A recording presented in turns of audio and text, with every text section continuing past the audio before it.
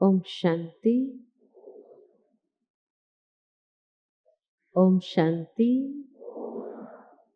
ओम शांति। बाबा ने हम बच्चों को ज्ञान के इतने रत्न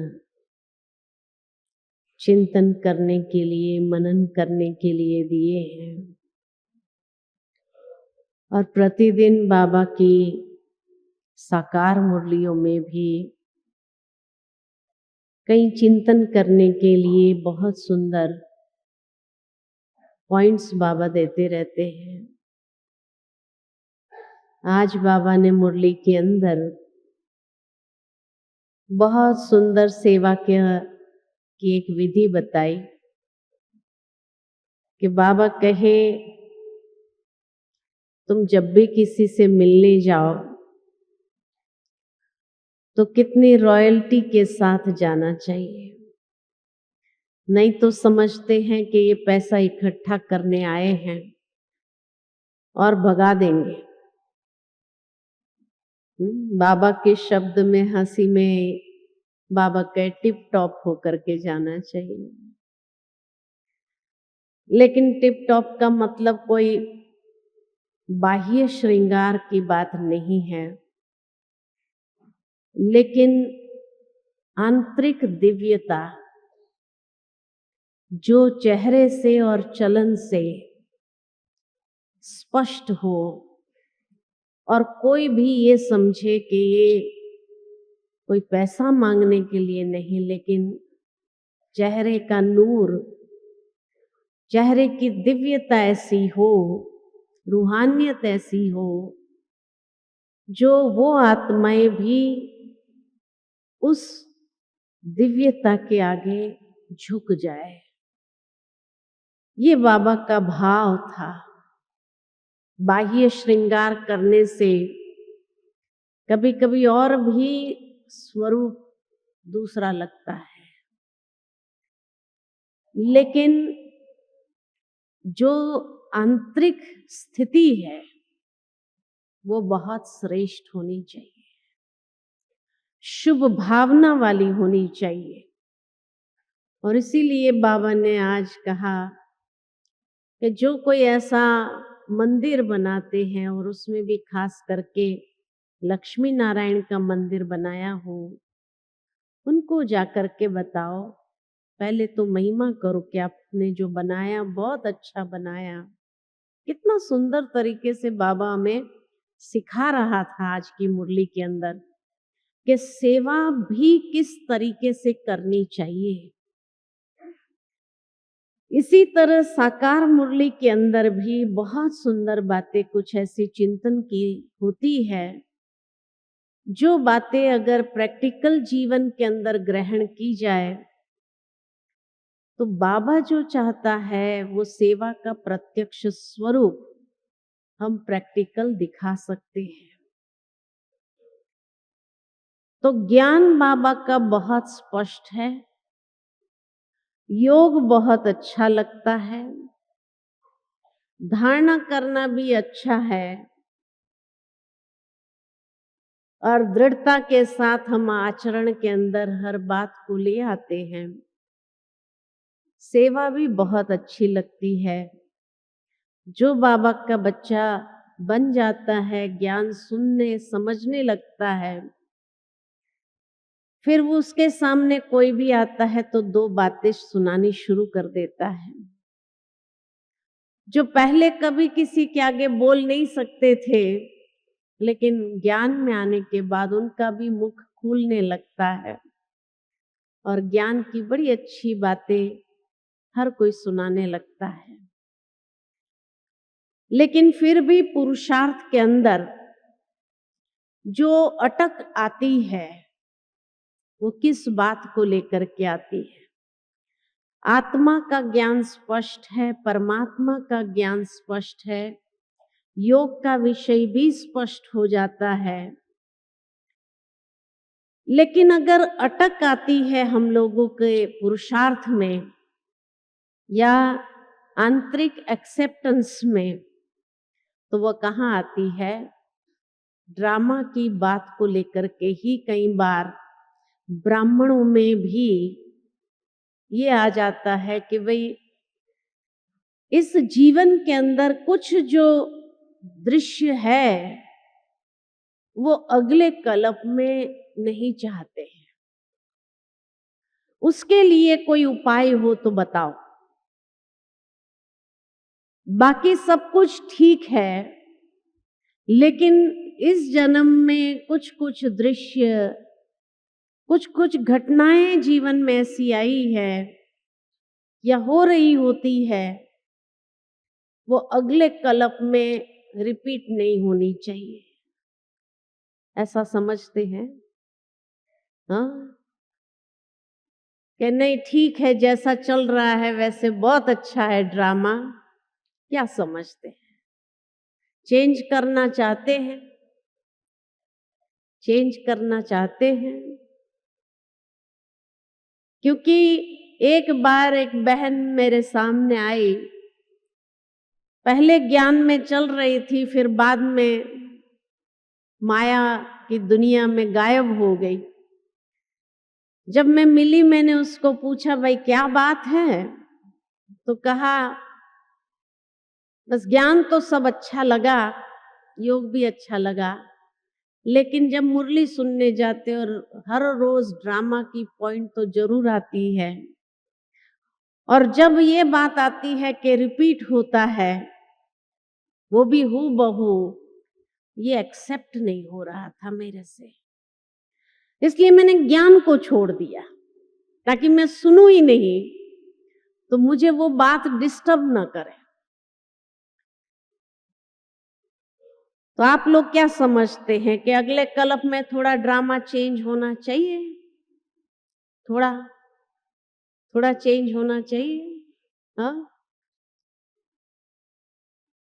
हाँ, हमने ही एक बार पहले बताया था क्लास में कि ड्रामा जो है भगवान की इतनी सुंदर क्रिएशन है, एक्यूरेट क्रिएशन है,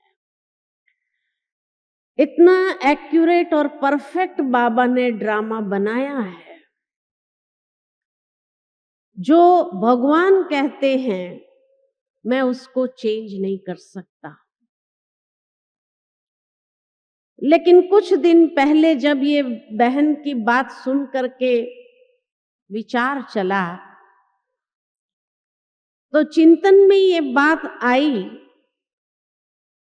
कि बाबा हमेशा मुरली के अंदर कहते हैं कि ड्रामा का क्रिएटर, डायरेक्टर, प्रिंसिपल एक्टर मैं हूं।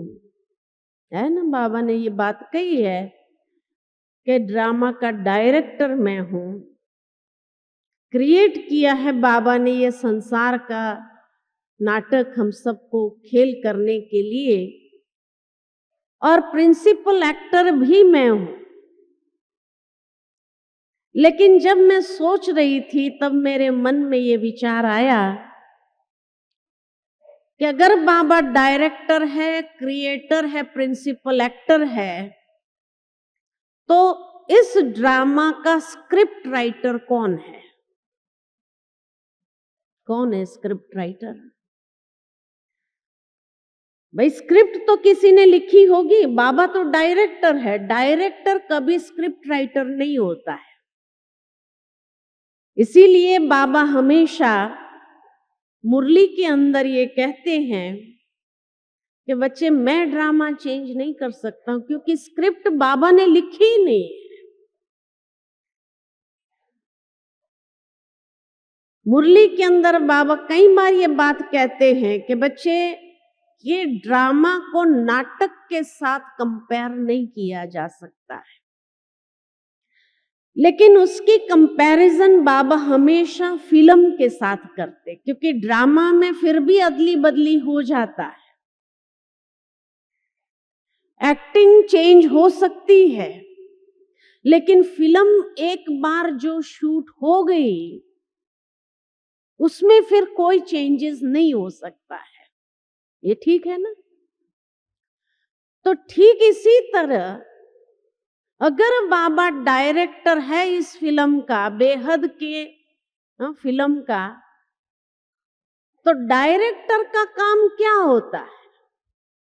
डायरेक्टर का काम है डायरेक्शन देना, एक्टरों को डायरेक्शन देना कि भाई आप थोड़ा हाथ ऐसे करो या चेहरे की स्माइल ऐसे करो, एक्सप्रेशन ठीक ले आओ। ये डायरेक्टर का काम है, डायरेक्शन देना। तो बाबा भी डायरेक्टर है, वो हमें डायरेक्शन देता है। क्या डायरेक्शन देता है?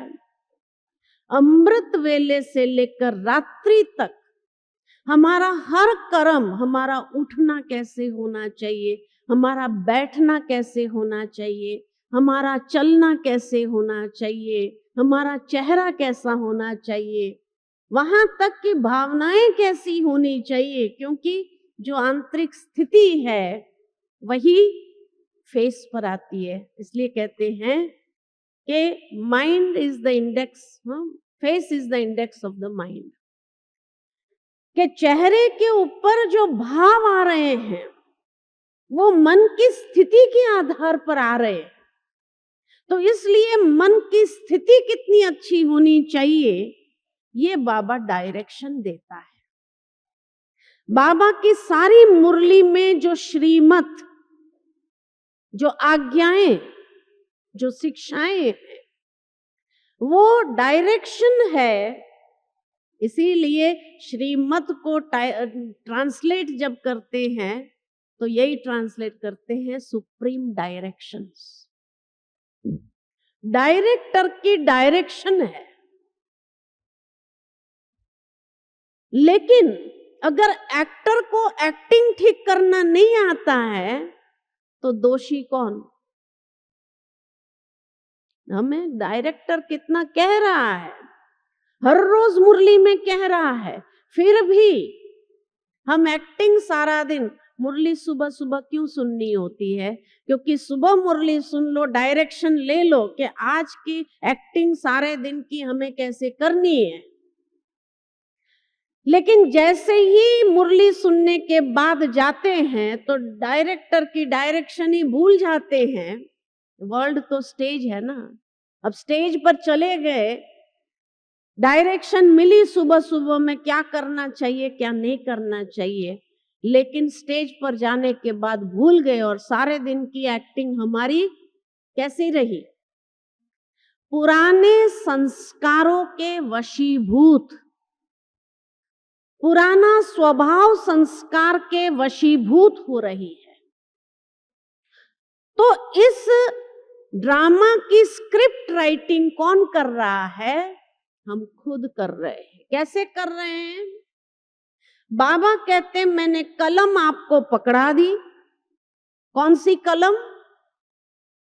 श्रेष्ठ कर्म की कलम, श्रेष्ठ कर्म करने की कलम डायरेक्शन सहित आपको पकड़ा दी कि अब आपको कैसे कर्म करने हैं।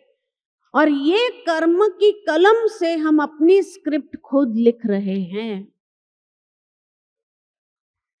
अब अगर डायरेक्टर ने इतना अच्छी डायरेक्शन देने के बाद भी हम अपनी स्क्रिप्ट राइटिंग अच्छी नहीं कर रहे हैं तो हु इज रिस्पॉन्सिबल? कौन रिस्पॉन्सिबल है? हम खुद है। इसलिए बाबा कहते हैं मैं चेंज नहीं कर सकता हूं, लेकिन अगर ये ड्रामा में चेंज करना चाहते हो तो आप ही कर सकते हो, श्रेष्ठ कर्म की कलम द्वारा। दूसरी बात ध्यान रहे कि ये जो फिल्म शूटिंग हो रही है, ये बेहद का ड्रामा की शूटिंग जो हो रही है, इस शूटिंग में एडिटिंग नहीं होती है। भाई आप कहो कि आज मैं भूल गई थी और मेरे से ऐसी गलतियां हो गई, बाबा इतना हिस्सा जो है आज का वो काट दो, मैं फिर से करती हूं। बाबा कहते हैं न इस ड्रामा की शूटिंग में रीटेक आते हैं, रीटेक नहीं आते। जैसे दुनिया के अंदर अगर कोई एक्टर गलती करता है तो क्या होता है, कोई बात नहीं, दोबारा करो, तीसरी बार करो, चौथी बार करो, कितनी बार रीटेक होते, 25 बार भी रीटेक करते एक सीन को। लेकिन इस बेहद के ड्रामा की शूटिंग में रीटेक नहीं होता है। एक बार जो कर लिया, शूटिंग हो गई, और जो शूटिंग हो गई वही हूबहू रिपीट होगी, क्योंकि ये ब्राह्मण जन्म पहला जन्म है या आखिरी जन्म है? पहला जन्म है या लास्ट जन्म है? पहला जन्म है ना। तो माना पुराना कल्प पूरा हो गया, लास्ट कल्प जो है वो पूरा हो गया। अब ये पहले जन्म में हम 84 जन्म की स्क्रिप्ट लिख रहे हैं, 84 बर्थ्स की स्क्रिप्ट लिख रहे हैं। और जो लिख रहे हैं, कितनी एक्यूरेट लिखनी चाहिए, हमारी ये जिम्मेवारी है कि एक्यूरेटली हम लिखे, क्योंकि ये बात हमें समझ में आनी चाहिए कि इसमें रीटेक नहीं है, इसमें एडिटिंग नहीं है, इरेजर नहीं है कि कोई कहे कि भाई इतना इरेज कर दो, है ना, इतना काट दो। तो न रीटेक है न एडिटिंग है, एडिटिंग कर ही नहीं सकते। जो शूट हो गया, जो कर्म हमने कर दिया और वो शूटिंग हो गई, उस कर्म करते समय अगर मक्खी यहां से पास हुई तो 5000 साल बाद ये फिर से पास होगी। इसलिए बाबा कहते, जो आपने कर्म किया वही हूबहू रिपीट होगा, पिछले कल्प का रिपीट नहीं होगा। जो इस जन्म में हम स्क्रिप्ट लिख रहे हैं, वही स्क्रिप्ट लिखी हुई हूबहू रिपीट होगी। यानी हर कर्म का हिसाब एक्यूरेटली हमें भोगना ही पड़ेगा। तीसरी बात, रीटेक एडिटिंग नहीं है, ये शूटिंग हो रही है। तीसरी बात कि इस ड्रामा के अंदर एक का पदम गुना हिसाब है, एक का पदम गुना हिसाब है।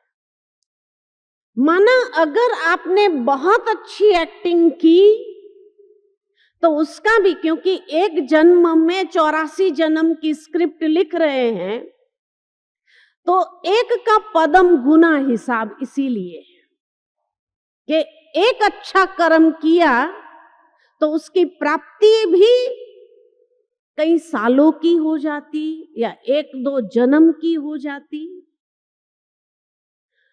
और अगर नेगेटिव कर्म या व्यर्थ कर्म किया तो उसकी भी प्राप्ति, उसका भी जो फल मिलने वाला है वो पदम गुना है, कई जन्म या कई सालों का।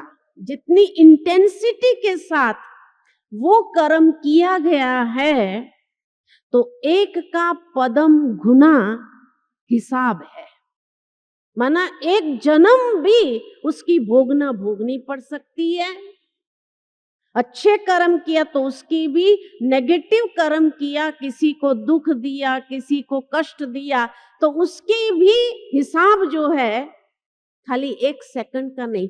1 सेकंड कर्म यहां किया कि किसी को मैंने दुख दिया, कष्ट दिया, तकलीफ दिया, लेकिन उसका हिसाब क्या होगा जब भोगना पड़ेगा।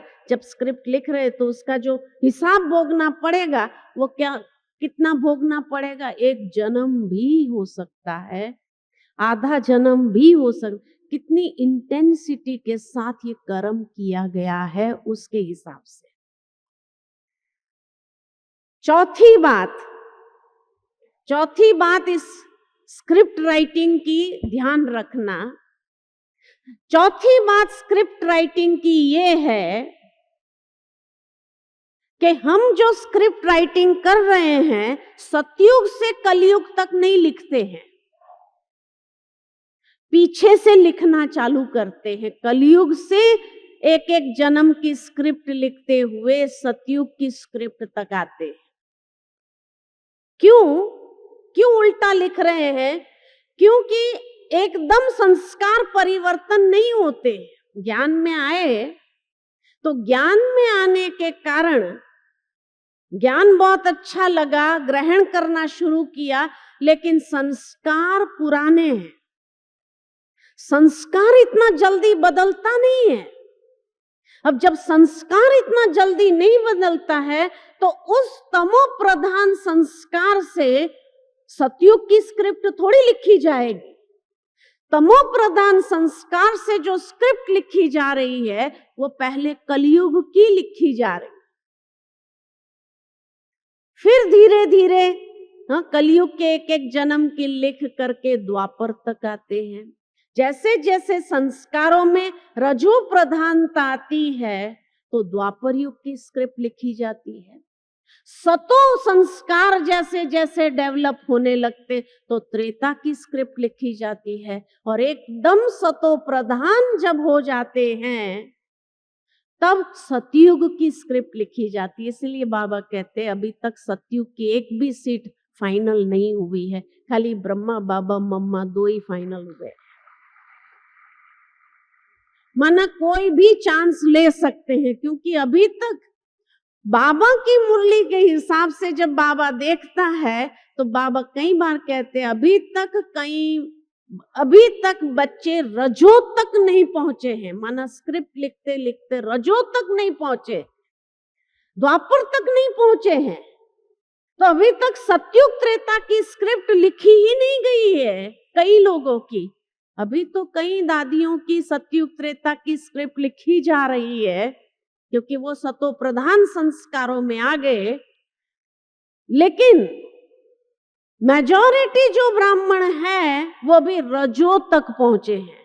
अभी तक सतयुग त्रेता की फुल सीट्स खाली है ना।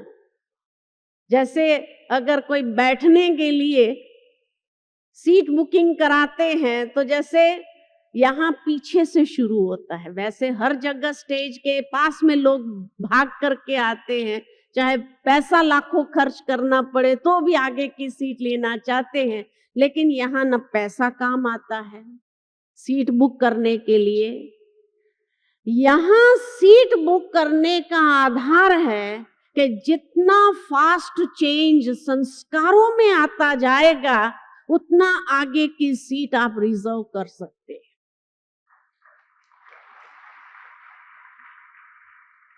इसीलिए अब फाइनल करना है कि अगले कल्प के लिए मुझे ड्रामा चेंज करना है या नहीं करना है। करना है, चेंज करना है तो उसकी विधि क्या है? फास्ट परिवर्तन। फास्ट परिवर्तन, स्वभाव संस्कार को जितना तीव्र गति से परिवर्तन करेंगे और जितनी सात्विकता अपने संस्कारों के अंदर ले आएंगे, सतो प्रधानता अपने संस्कारों में ले आएंगे, उतना अच्छा एक एक कर्म होगा और इतनी अच्छी आपकी सतयुग त्रेता की स्क्रिप्ट्स लिखी जाएगी। लेकिन अभी तक भी अगर हम अपने संस्कारों को चेंज नहीं कर रहे हैं, और क्यों नहीं कर रहे हैं, कारण क्या है? कारण ये है कि हम एक दूसरे को देखना चालू करते हैं, अरे ये मेरे से पुराना, अभी तक इसके अंदर चेंज नहीं है तो मेरे में कहां से आएगा। हिम्मत हार जाते कि ये मेरे से पुराना, अभी तक उसके अंदर ऐसे संस्कार है, उसने ऐसा किया तो मैंने किया तो क्या बड़ी बात है।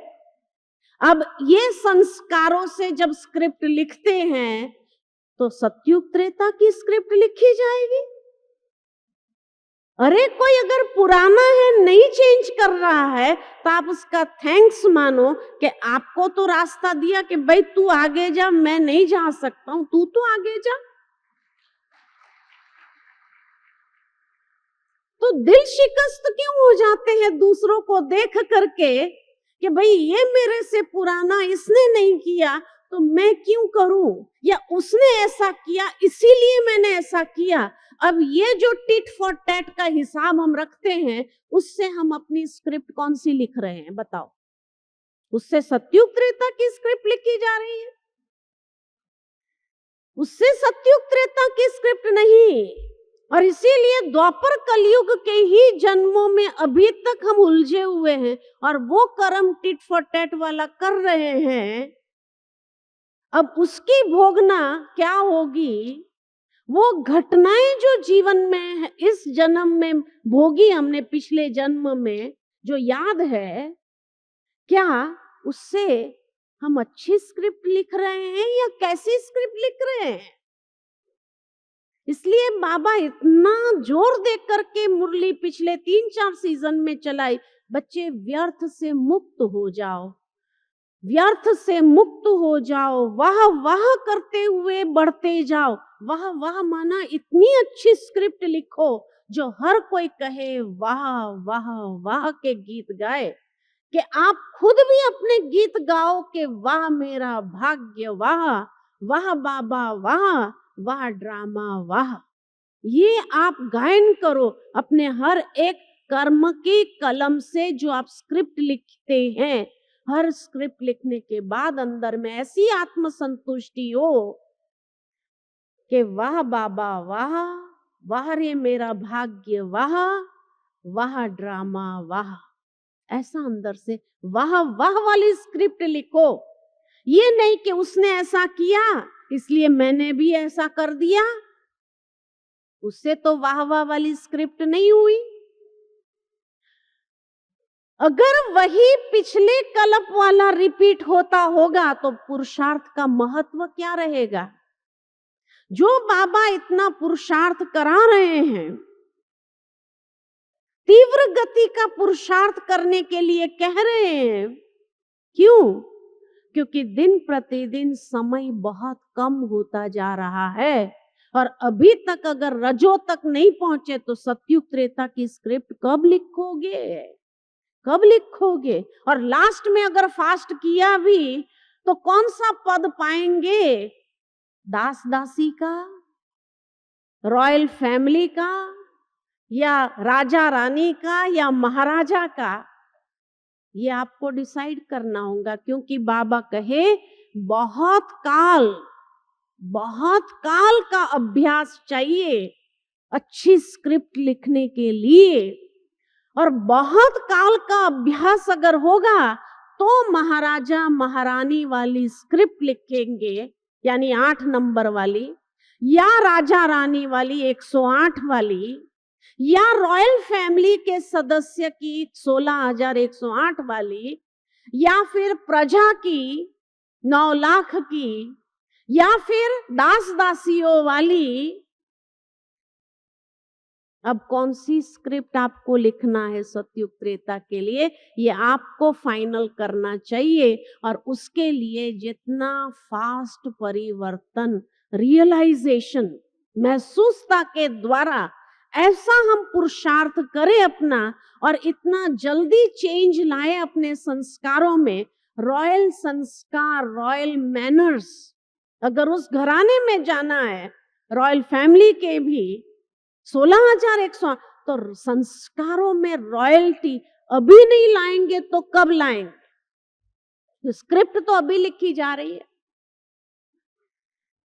इसलिए बाबा ने अभी कहना शुरू कर दिया था पिछले 3 सीजन से, तीव्र गति के पुरुषार्थी बनो। तीव्र गति माना अभी फास्ट करो, समय कम होता जा रहा है, बहुत कम समय रह गया है। और अगर बहुत काल का अभ्यास नहीं होगा रॉयल संस्कारों का, तो सतयुग त्रेता में दास दासियों का ही पद मिलेगा। तो क्या ये एक्सेप्टेड होगा? एक होते हैं राजघराने के दास दासी जो चलो श्री कृष्ण के साथ खेलेंगे, लेकिन एक होता है प्रजा के भी दास दासी। तो कौन सी स्क्रिप्ट लिख रहे हैं ये देखो। और समय कितना कम रह गया है, ड्रामा की तीव्र गति का परिवर्तन का समय आ गया है। और जो लिखा गया है वो इरेज नहीं हो सकता है। और बहुत काल का अभ्यास कौन सा चल रहा है, ये तीव्र। मम्मा हमेशा इसीलिए पुरुषार्थ की डेफिनेशन देती थी कि जो गलती एक बार हो जाए वो दोबारा रिपीट नहीं होना चाहिए, उसको कहा जाता है पुरुषार्थ। अगर ये पुरुषार्थ की डेफिनेशन है, फिर अगर हम कहे क्या करे, पुराने संस्कार वश कर देता है, माया आ गई। व्हाट इज माया? माया क्या चीज है?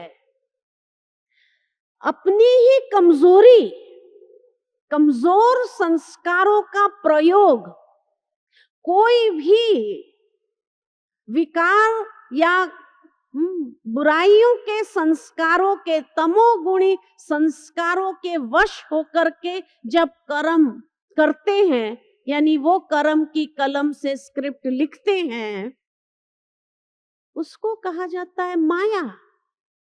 ये माया है। तो जब भी कोई कहता है माया आ गई, इसका मतलब क्या हुआ? वो यही कहना चाहते हैं, क्या करूं मैं, पुराने संस्कारों के वशीभूत होकर के, कमजोरी के संस्कारों के वशीभूत होकर के कर्म कर रहा हूं। यही तो माया है। माया कोई चीज थोड़ी है। माया कोई चीज थोड़ी है। सुबह अमृत वेला नहीं उठ सके, आलस अलबेलेपन के संस्कारों के वशीभूत हो गए, तो क्या कहते हैं? आज सुबह माया आ गई। तो माया क्या चीज है? आलस्य को कहा गया माया, कि मैं आलस्य के संस्कार के वशीभूत हो गई। सीधे शब्द में बोलने में थोड़ी शर्म आती है कि मैं कैसे कहूं कि मैं आलस्य के संस्कार के वश थी, इसलिए क्या कहते हैं रॉयल भाषा में, माया आ गई। माना दोष मेरा नहीं है, माया का है।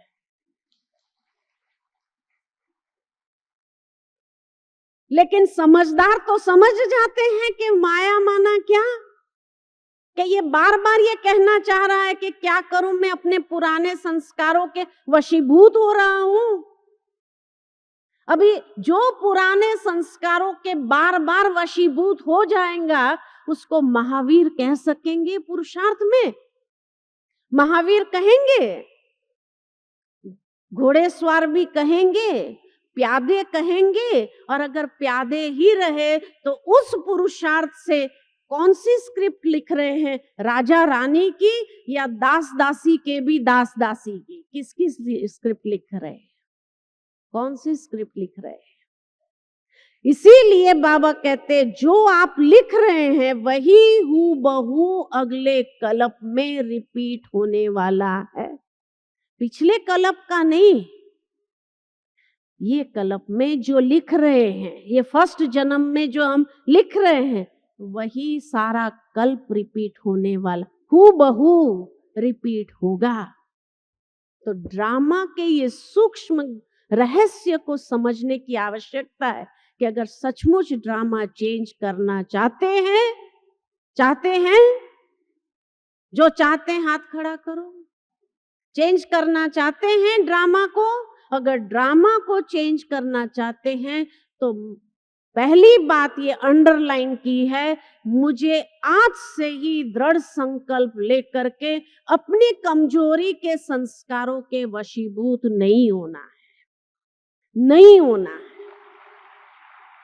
इतना दृढ़ता पूर्वक अभ्यास करना है कि कोई भी पुराना संस्कार मेरे कर्म में इंटरफियर नहीं करना चाहिए। उसको कहते हैं स्वराज्य अधिकारी। और जो ऐसा स्वराज्य अधिकारी बनता है, वही विश्व महाराजन अधिकारी बन सकता है।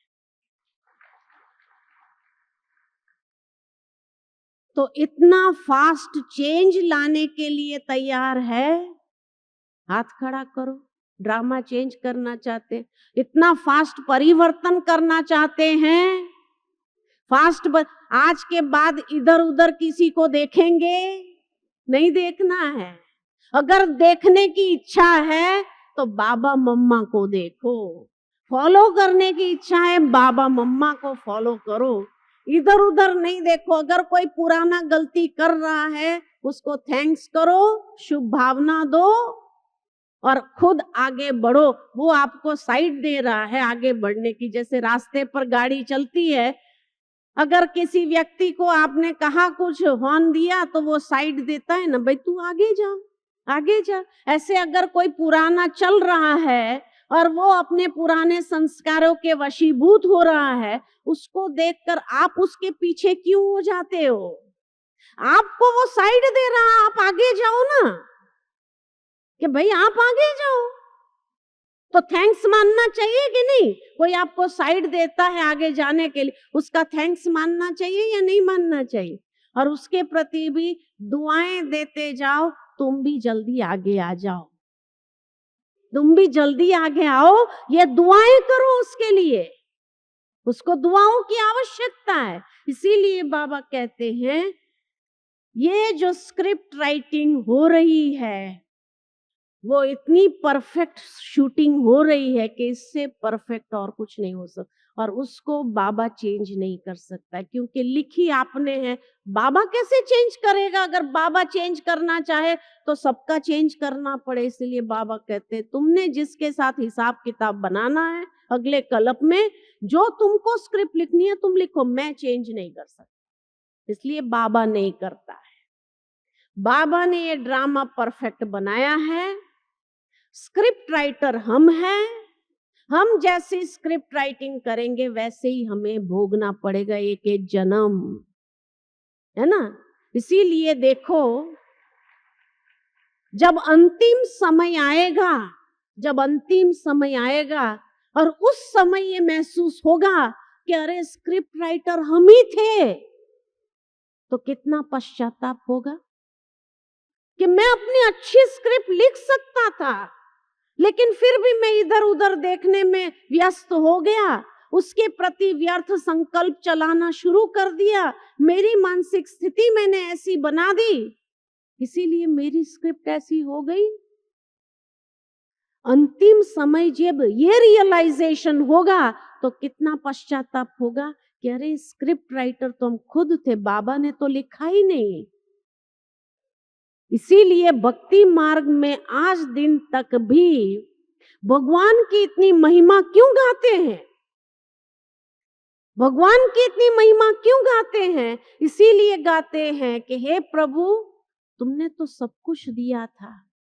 तभी बाबा कई बार कहते हैं बाबा बुद्धिवानों की बुद्धि है, और बुद्धिवानों की बुद्धि हमें बुद्धि भी दे रहा है। रोज सुबह मुरली क्या है? बुद्धिवानों की बुद्धि बुद्धि दे रहा है, कैसा हमें स्क्रिप्ट लिखना चाहिए, कितना क्रिएटिव लिखना चाहिए, ये भी बुद्धि दे रहा है। कैसे सेवा करके भी लिखो, धारणा करके लिखो, ज्ञान योग से अपनी स्क्रिप्ट लिखो। ये बुद्धिवान की बुद्धि हमें बुद्धि भी दे रहा है। उसके बाद भी अगर हमने अपनी स्क्रिप्ट अच्छी नहीं लिखी तो दोषी कौन? दोषी कौन? हम खुद है। इसीलिए अंतिम समय जब ये रियलाइजेशन होगा तो भगवान के सामने भी क्षमा मांगेंगे कि प्रभु मुझे क्षमा कर देना। आप देखो भगवान कितना दयालु है, उसके बावजूद भी कि बाबा कहते हैं कि बच्चे अगर कोई गलत कर्म हो भी गया आपसे, बाबा ने डायरेक्शन दिया आज की मुरली के अंदर कैसा कर्म करना है, लेकिन उसके बावजूद भी अगर कोई गलत कर्म हो गया तो रात्रि को बाबा को सच्चाई से सुना करके माफी मांग लो तो आधा माफ कर देगा। माना स्क्रिप्ट में थोड़ी एडिटिंग बाबा कर सकता है, कर सकता है, लेकिन इसका नियम समझ लो। स्क्रिप्ट में एडिटिंग हो सकती है, लेकिन क्या? लेकिन सच्चाई से सुनाने के बाद दृढ़ संकल्प साथ में करना होगा कि ये गलती दोबारा रिपीट नहीं होगी, तो बाबा आधा माफ करेगा, नहीं तो नहीं करेगा। तो एडिटिंग हो सकती है। बाकी आप रोज गलत कर्म करते जाओ, रोज रात को बाबा को सच्चाई से सुना दो, दूसरे दिन फिर वही गलती करो, फिर बाबा थोड़ी माफ करेगा। बाबा एक बार माफ करता है, एक बार माफ करता है। इसलिए अगर अपनी स्क्रिप्ट में थोड़ा सा एडिटिंग करवाना चाहते हो, ड्रामा चेंज करवाना चाहते हो बाबा से, तो बाबा के पास इतनी अथॉरिटी है कि बाबा ने कहा सच्चाई सफाई से सुना दो, और सुनाने के बाद दृढ़ संकल्प करो कि दोबारा ये गलती बाबा मेरे से नहीं होंगी, उसका मैं ध्यान रखूंगा। तब बाबा एडिट करने के लिए तैयार है। अब एडिट करवाना चाहते हो कि नहीं चाहते हो? इसलिए बाबा ने हमें ये भी एक सहूलियत दी है इस ड्रामा के अंदर। कौन सी सहूलियत दी है? कि बच्चे अपनी जीवन कहानी सच्चाई सफाई से बाबा को लिख करके दे दो, और दृढ़ संकल्प करो, प्रॉमिस करो बाबा से कि बाबा दोबारा अभी इसमें से एक भी गलती मैं नहीं करूंगा। तो उस जो जीवन कहानी में जो बाबा ने के सामने आपने सच्चाई से लिख करके दिया, छिपाया, सर्जन से छिपाया, तो मल्टीप्लिकेशन हो सकता है, कट नहीं हो सकता। इसीलिए बाबा कहते बच्चे अपनी जीवन कहानी सच्चाई से अगर लिख करके दे दो, तुम्हें इस जन्म के सारे कर्म याद है, और इस जन्म के सारे कर्म याद है। अगर इसमें फिर भी एडिटिंग चाहते हैं, सच्चाई से बाबा को लिख करके दे दो, और प्रॉमिस करो बाबा के साथ में कि बाबा ये गलती अब सदा के लिए समाप्त हो गई, दोबारा नहीं। तो बाबा आधा माफ कर सकता है, आधा माफ कर सकता है, इतना एडिटिंग हो सकता है। तो ड्रामा चेंज हो सकता है। तभी तो बाबा ने ये कहा, ये महावाक्य क्यों आया? अगर वही पिछले कल्प वाला होता था तो पुरुषार्थ का मतलब ही नहीं रहता था। लेकिन बाबा ने कहा मैं आधा माफ कर दूंगा, लेकिन बच्चे सच्चाई से लिखते नहीं हैं, छिपाते हैं, छिपा के फिर दोबारा गलतियां करते जा रहे हैं। तो बाबा भी क्या करेगा? बाबा एडिटिंग करना चाहता है। इसलिए बाबा ने कहा कि अगर मान लो कि 108 से ज्यादा हो गए तो बाबा लड़ी लगाने के लिए भी तैयार है। यहां तक बाबा एडिटिंग करने के लिए तैयार है कि अगर 108 से ज्यादा हो गए दाने, तो बाबा क्या करेगा? लड़ियां लगा देगा, लड़ियां लगा देगा। तो बाबा चेंज कर सकता है, तभी तो कहा ना, चेंज कर सकता है ना, ऑलमाइटी है। लेकिन हमारे, हाँ, दादी जानकी हमेशा ये बात कहती है, हमारे अंदर पहली बात सच्चाई सफाई, सच्चाई सफाई होनी चाहिए। जो बाबा को सुनाए, सतगुरु के दरबार में सच्चाई के साथ सुनाए, और प्रॉमिस करे दोबारा गलती नहीं करेंगे। और दूसरी बात, नियत साफ हो, इंटेंशंस, इंटेंशन प्योर हो अंदर।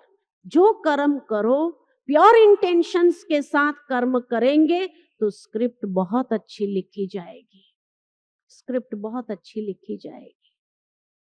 तो इसीलिए स्क्रिप्ट राइटर हम खुद है। बाबा चेंज नहीं कर सकते, चेंज कर सकते तो कौन कर सकते? हम कर सकते। और अगर हम करना चाहते हैं तो माना बहुत फास्ट चेंज, तीव्र पुरुषार्थ बाबा क्यों कहते हैं? एवर रेडी रहो, ये बाबा क्यों कहते हैं? एवर रेडी माना अब चेंज करने, पुराने संस्कारों को चेंज करने में एवर रेडी बनो। और तीव्र पुरुषार्थ, पुरुषार्थ, पुरुषार्थ माना पुरुषार्थ के आत्मा की उन्नति अर्थ श्रेष्ठ कर्म की कलम से अब आज के बाद ये दृढ़ संकल्प करो कि आज के बाद हर घड़ी मेरी शूटिंग हो रही है। हर घड़ी जब मेरी शूटिंग हो रही है तो हर घड़ी मुझे अपने चेहरे के एक्सप्रेशंस कैसे रखने हैं, अपने मन की भावनाएं कैसी रखनी है, इंटेंशंस कैसे प्योर रखने हैं, ये सब नेचुरल आना चाहिए। जैसे दादियों को देखते हैं, प्रकाशमणि दादी को आपने देखा, गुलजार दादी को, कितना नेचुरल उनका श्रेष्ठ कर्म है, मेहनत नहीं लग रही है, नेचुरल। पुराने कोई भी संस्कार, दादियों को गुस्सा नहीं आता है, नहीं आता है। अगर कोई गलती करता है तो भी गुस्सा नहीं आता, शुभ भावना का दान देते चलो, शुभ भावना रखते हैं दादियां। इतना नेचुरल उन्होंने कर दिया, तभी तो इतनी अच्छी स्क्रिप्ट लिख रहे हैं, जो हर कल्प में वही तो दादियां बनती है, इसीलिए बनती है क्योंकि उन्होंने फॉर्मूला सीख लिया कि श्रेष्ठ कर्म की कलम द्वारा मुझे अपनी स्क्रिप्ट हर घड़ी अच्छे से अच्छी रखनी है। और इसीलिए वो सदा मुस्कुराते रहते। कभी भी कोई फोटो खींचता है दादियों का, कोई फोटो टेंशन वाला देखा? देखा? कितना नेचुरल, नेचुरल इनोसेंट मुस्कुराहट। इसलिए बाबा कहते वो सेंट है। सेंट का टाइटल क्योंकि इनोसेंट है, और वो इनोसेंस उनकी इतनी नेचुरल रूप में है, तभी तो हर घड़ी इतनी अच्छी स्क्रिप्ट लिखे जा रहे हैं। तो हम सभी को भी आज के बाद क्या करना है? क्या करना है? अपना चेहरा और चलन इतना सुंदर रखना है, हर एक के साथ हमारा व्यवहार इतना सुंदर रखना है। कोई कुछ भी अपने पुराने संस्कारों के कारण आपको दे, आपको वो चीज लेनी नहीं, आपको अच्छा ही देना है। ये आपकी अच्छी स्क्रिप्ट लिखी जाएंगी। तो तैयार है? तैयार है? कोई कैसा भी आपको दे, बुरा दे, कैसा भी आपके प्रति भावना रखे, लेकिन मुझे अच्छी भावना रखना है। कोई बुरी भावना अगर दे भी रहा है तो भी मुझे अच्छी भावना देना है, अच्छे विचार देने हैं। व्यर्थ नहीं सोचना है कि ये ऐसा क्यों कर रहा है, ये ऐसा क्यों कर। वो अपनी स्क्रिप्ट लिख रहा है, आप अपनी स्क्रिप्ट लिखो।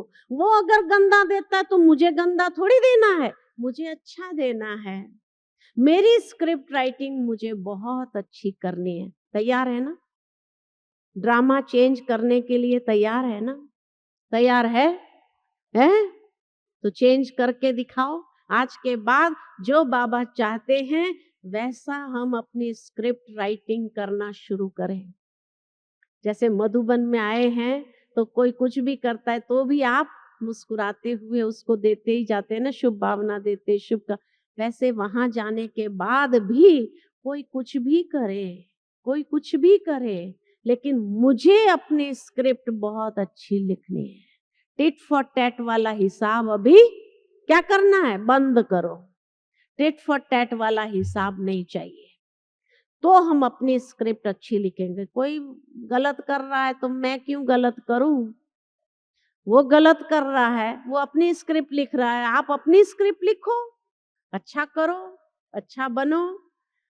अच्छे बनते हुए आगे बढ़ो। बाबा जैसे कहते सकाश दो उस आत्मा को, शुभ भावना दो, शुभ कामना दो, सकाश दो।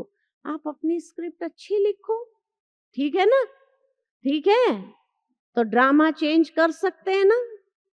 ये गुह्य राज को जिसने समझा वो इधर उधर नहीं देखेगा, ये क्या कर रहा है, ये क्या कर रहा है, उसने ऐसा किया इसलिए मैं ऐसा करता हूँ, ये ऐसा करता है इसलिए मैं ऐसा करता हूँ।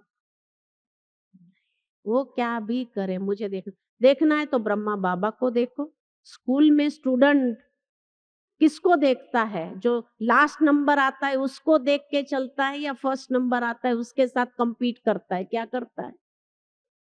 तो इसी तरह अगर मुझे, हाँ, ये बेहद का स्कूल जो है बाबा की यूनिवर्सिटी है, उसमें भी किसको देखना चाहिए? ब्रह्मा बाबा मम्मा को देखना चाहिए, दादियों को देखना चाहिए, या क्लास का लास्ट नंबर व्यक्ति क्या कर रहा है उसको देख करके अपना पुरुषार्थ करना चाहिए? क्या करना चाहिए? क्या करना चाहिए? तो इसीलिए बाबा ने विधि बताई है अपनी स्क्रिप्ट कैसे अच्छी लिखनी है। तो आज के बाद इतनी अच्छी स्क्रिप्ट लिखो, तो सतयुग त्रेता की स्क्रिप्ट इतनी अच्छी लिखे जो राज घराने के अंदर सारी सीट खाली है, एयर कंडीशन की भी खाली है, फर्स्ट क्लास की भी खाली है, सारी खाली पड़ी है, जो लेना चाहो ले सकते हो। यहाँ तो सब दौड़ करके आगे बैठने के लिए कोशिश करते हैं। अब सतयुग त्रेता में अभी तक कोई आगे दौड़ ही नहीं रहा है। क्यों भाई? दौड़ो ना, दौड़ो, ठीक है ना। वहां नंबर आगे लेने का पुरुषार्थ करो, तीव्र गति में जाने का पुरुषार्थ करो, एयर कंडीशन में जाने का पुरुषार्थ करो। हाँ, यहाँ आते हैं कई बार, कहीं कहते हैं हम तो घर में एसी में ही रहते हैं, यहाँ भी एसी का कमरा चाहिए। अरे भगवान कहते हैं एसी क्लास में जाओ, सतयुग त्रेता के एसी क्लास में जाओ, तो वहां क्यों नहीं जा रहे हैं? वहां भी जाओ ना, एसी में, फर्स्ट क्लास में जाओ, खुली है, सारी सीट्स खाली है, जो चाहे ले सकते। ठीक है, ठीक है। अच्छा, ओम शांति।